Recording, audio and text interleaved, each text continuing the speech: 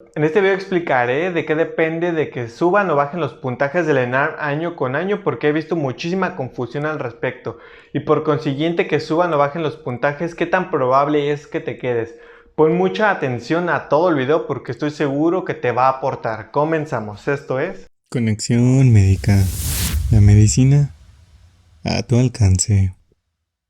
Depende de muchas cosas, pero las principales es: número 1, la cantidad de plazas; número 2, la cantidad de aspirantes a dicha especialidad; número 3, la especialidad en sí; número 4, la dificultad del examen; y número 5, y la más importante de todas, es qué tanto estudie esta generación para ese ENARM.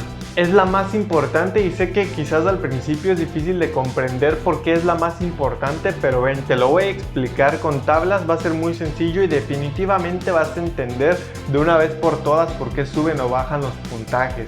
Ahora sí, con estas tablas vamos a ver por qué influye mucho cómo le haya ido a la generación para que suben o bajen los puntajes.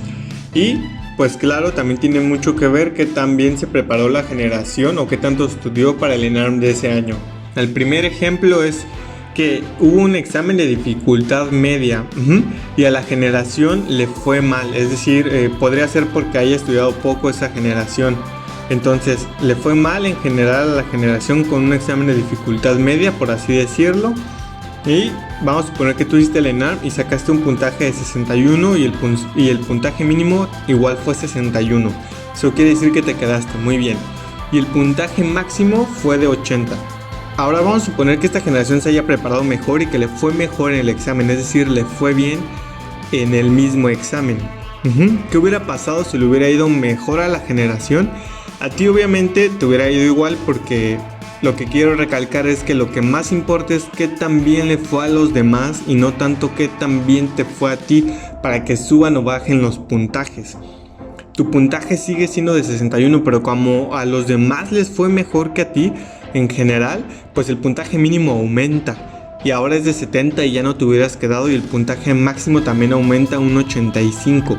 Puede ser esto porque la generación quizás se preparó mejor o varios factores, pero lo que quiero que entiendas es que a la generación le fue mejor, por eso los puntajes suben. No es como que la Cifris diga: este año quiero subir los puntajes, este año quiero bajar los puntajes. Lo que le hace la Cifris es determinar las preguntas que se van a hacer en el ENARM, pero ellos no determinan cuál es el puntaje mínimo o cuál es el puntaje máximo. Eso lo determina la misma generación dependiendo de qué tan bien le vaya. En el siguiente ejemplo vamos a suponer que sea un examen de dificultad alta, o sea que hubo muchas preguntas difíciles en el ENARM o muchas preguntas sin sentido, pero que aún así a la generación le fue bien, que quizás haya sido una generación que se haya preparado muy adecuadamente y le fue bien.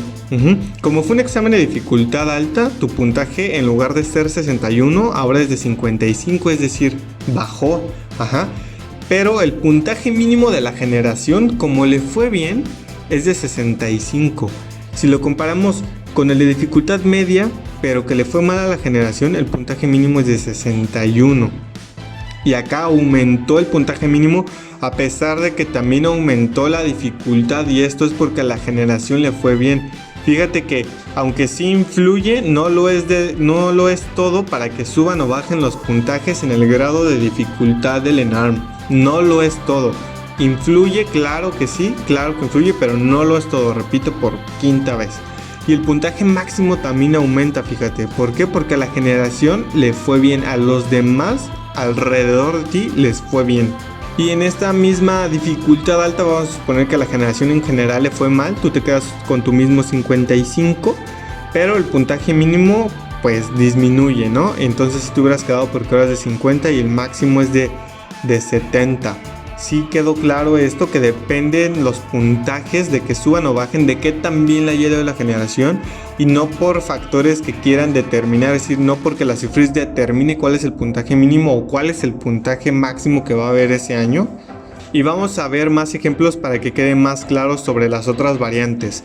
También claro que depende del número de lugares, pero aún así sigue siendo más influyente que también le fue a la generación. Vamos a suponer que este año dieron 7 lugares para la especialidad que tú querías y tú sacaste 68. Si fue un año malo, es decir, si fue un año en el que en general todo les fue mal, porque repito por 10ª vez, importa, o lo más importante es que también le haya ido a los demás. Entonces, si fue un año malo, el puntaje máximo es de 70 y el puntaje mínimo es de 68, o sea, te hubieras quedado. Si te fijas, hay varios 69, pero esto es porque también tienes que entender que los puntajes o el puntaje máximo y mínimo también se determina por la cantidad de lugares que haya y de acuerdo a los puntajes más altos y más bajos. No sé si me explico. O sea, el número 1 sacó 70, el número 2 69, el número 3 69, el número 4 69 y así respectivamente hasta el número 7 que aceptaron y era el 68, el cual fuiste tú. Ahora, si hubieran más plazas, si hubieran abierto más plazas, tú de todos modos ya te hubieras quedado en el lugar 7. Pero vamos a suponer que abren el lugar 8, 9 y 10, pues entonces el puntaje mínimo cambia y se hubiera ido hasta un 66 porque abren más plazas. Ahora, en un año bueno, es decir, en un año en el que la generación tuvo un gran desempeño, tu puntaje sigue siendo 68, pero el puntaje máximo es 88 y el puntaje mínimo 86. Entonces no te hubieras quedado. Y si hubieran abierto más plazas, vamos a poner 3 plazas más, el puntaje mínimo sí hubiera bajado, pero hasta 85, o sea, de todos modos no te hubieras quedado. Lo que quiero demostrar es que sí influye nuevamente la cantidad de lugares que haya o que den para el ENARM, para dicha especialidad, pero no lo es todo. Sigue siendo lo más importante que también le fue a los demás para que tú puedas quedarte en una especialidad y para ver cuál es el puntaje mínimo o máximo. ¿Por qué? Porque si te fijas, el puntaje mínimo, si solo hubieran habido 7 lugares, es 86. Pero si abren otros 3 lugares, el puntaje mínimo es 85. Y fíjate que el lugar 8 y 9 siguen siendo 86. ¿Qué tal si el 10º lugar hubiera seguido en 86? O sea, el puntaje mínimo, por así decirlo, no hubiera bajado. El puntaje mínimo se hubiera mantenido en 86, aunque sí hubieran aceptado, obviamente, 3 personas más, de acuerdo a criterios de milésimas, centésimas u otros criterios de desempate. Pero el puntaje mínimo seguiría siendo el mismo.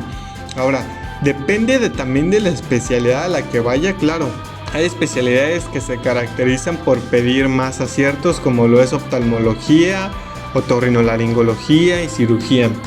Pero aún así recalco que sigue siendo lo más importante que también le haya ido a la generación en ese año. ¿Por qué? Porque vamos a poner que en cirugía 2009 el puntaje máximo estuvo en 88, son números inventados, y el puntaje mínimo en 86, igual con el hecho de que solo dan 7 lugares. Entonces, pues los puntajes son altos. Pero vamos a suponer que en el 2010 fue un año nefasto, en el cual el máximo, el puntaje más alto de cirugía de ese año fue 50. Entonces el puntaje máximo obviamente va a ser 50. Lo que te quiero demostrar es que no depende también de la CIFRIS, no depende de la CIFRIS que diga, mira, este año voy a bajar los puntajes, este año voy a subir los puntajes. No. Los puntajes los determina la misma generación con el hecho de que también les vaya. Lo repito por 100ª vez porque es lo único que importa. Que también le vaya a la generación en ese año para que suban o bajen los puntajes, incluso dentro de una misma especialidad. Hay especialidades que se caracterizan por el hecho de que sus puntajes son más altos, como cirugía. Eso también influye el hecho de que haya más aspirantes, o al contrario, al haber muy pocos aspirantes, también en algunos casos de algunas especialidades los puntajes aumentan muchísimo. Porque también hay muchos aspirantes a medicina familiar y los puntajes son muy bajos. Pero a la generación que pidió medicina familiar, los puntajes dependen de esa generación de cómo le haya ido. Es decir, si hubiera habido alguna generación de medicina familiar que su mínimo hubiera sido 86, no es que nuevamente la CIFRIS haya dicho voy a poner el puntaje mínimo 86. No, sino que la generación de ese año que se presentó, vamos a suponer para medicina familiar, fue extremadamente buena y el mínimo fue 86, lo cual pues no ha sido así. Ya sabemos que en el año 2020 el mínimo de medicina familiar fue 21, entonces depende de la generación que la presente y la especialidad, la generación hacia esa especialidad. Espero que haya quedado claro. Si tienes alguna duda, por favor déjamelo en los comentarios. Muchas gracias y nos vemos en el siguiente video.